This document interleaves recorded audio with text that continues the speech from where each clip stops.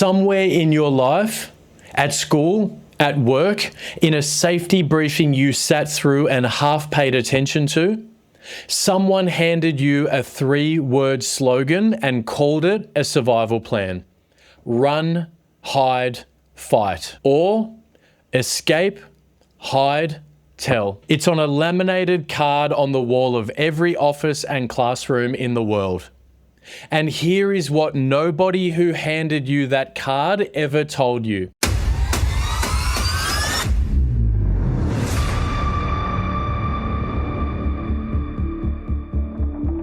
From the very first word, both systems frame you as a victim.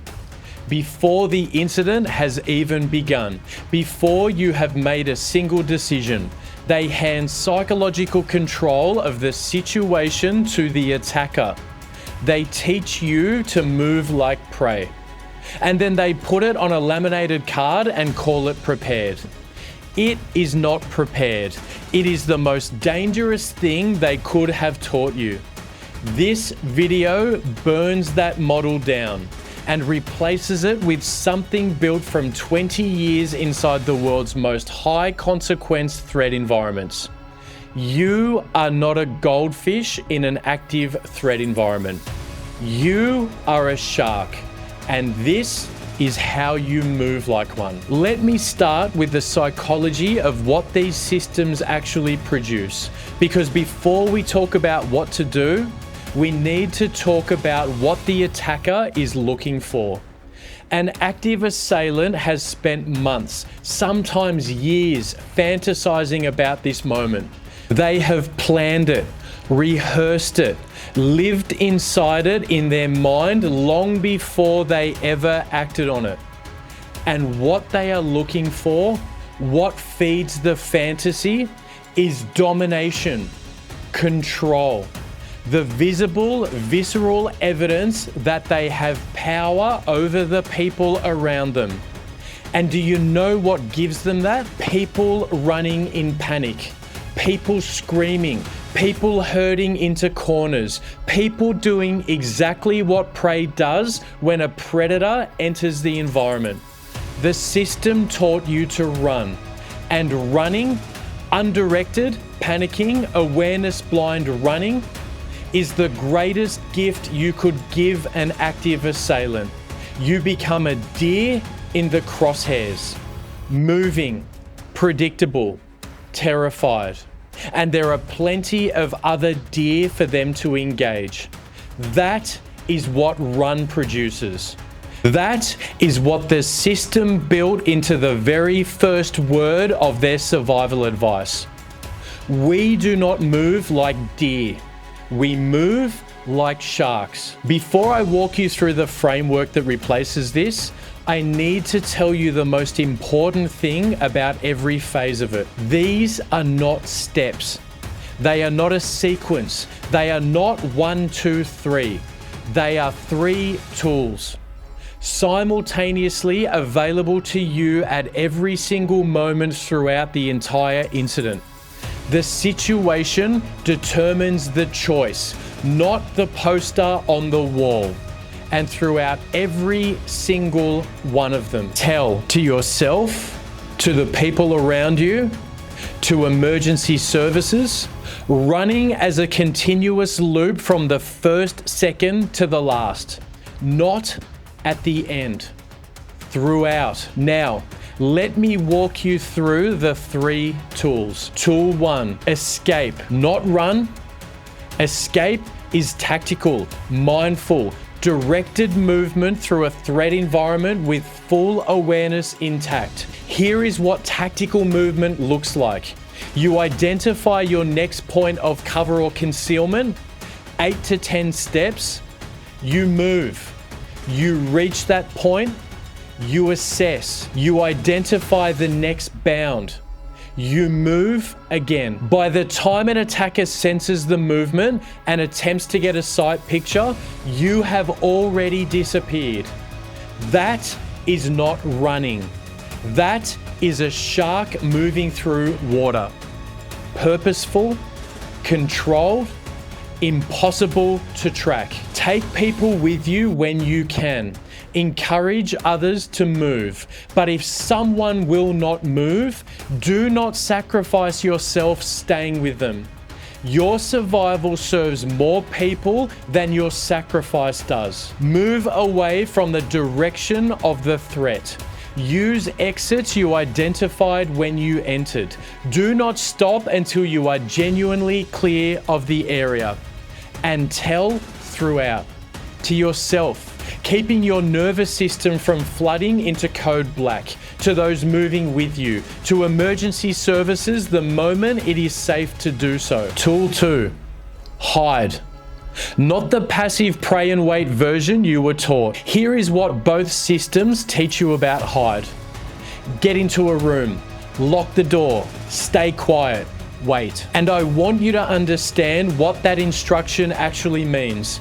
It means hand your survival to whoever comes through that door first. You want to hope it is someone who wants to save you.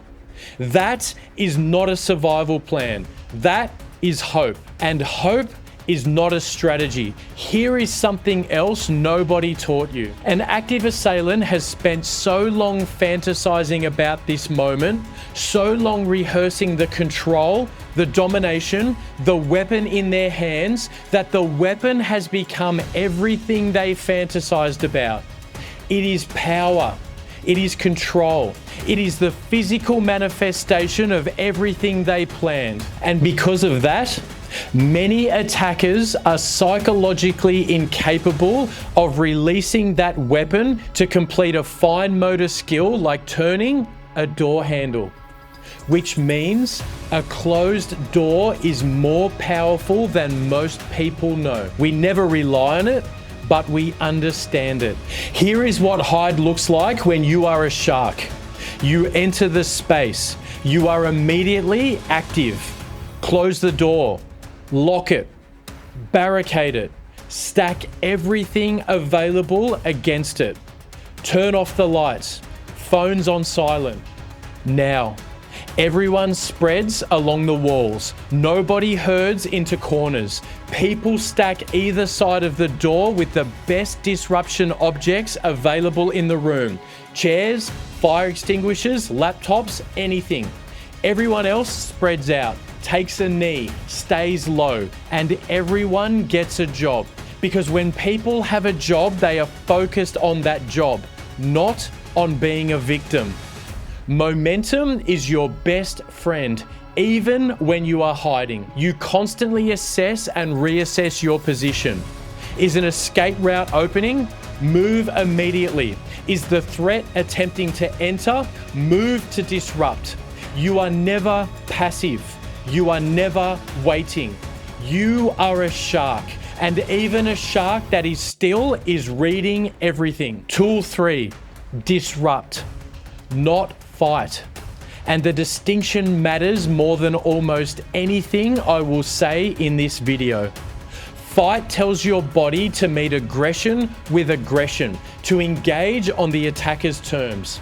A committed attacker who chose this environment, rehearsed this moment, has the element of complete surprise versus you trying to fight. That is not a survivable equation for most people. But here is what's survivable. Every attacker runs an OODA loop. Observe, orient, decide, act. A continuous cycle of decision making that keeps their attack sequence moving forward. Your goal is not to overpower them. Your goal is to break that cycle, to collapse their decision sequence, to create enough chaos in their process that a window opens. And that window is your escape. Throw objects, create noise, trigger every alarm available, use everything in the environment. Group disruption is exponentially more powerful than individual action. Act with full commitment. Hesitation reduces the effect. Your goal is not to win a fight.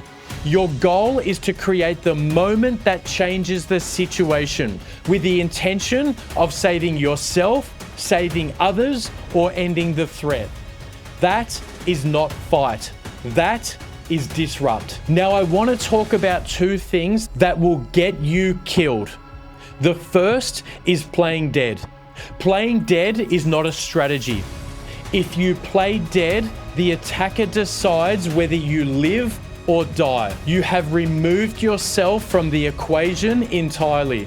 You have become completely passive in a situation where activity is the only variable that belongs to you.